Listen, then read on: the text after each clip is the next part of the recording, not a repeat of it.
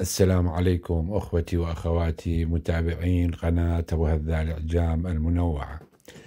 هذا أنواع الزيتون الموجودة، شوف سبحان الله، أنواع جميلة جدا وأحجام وألوان مختلفة، كلها من نعم الله.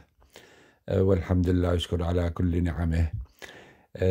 طبعا مو بس الزيتون، وأكو هواي شغلات، يعني هذا شوف هذا الطبخ، هذا الطبخ كله لبناني.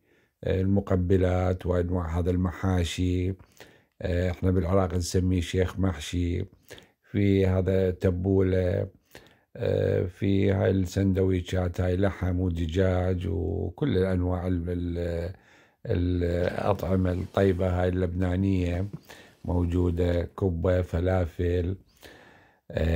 هاي هنا عندنا أنواع الخضار كلها موجودة. هاي في كندا الكرفس، المعدنوس يسموه بقدونس، الجرجير، الشبنت، كل الأنواع اللي تجي ببالكم موجودة. بصل أنواع موجودة منه، الفجل هذا كلش طيب رهيب، حجمه صغير وكلش طيب.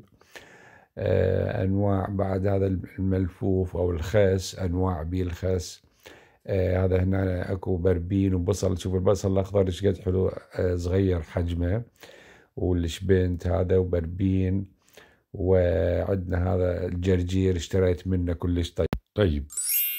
ولا تنسونا بالاشتراك واللايك والشير، ومع السلامة.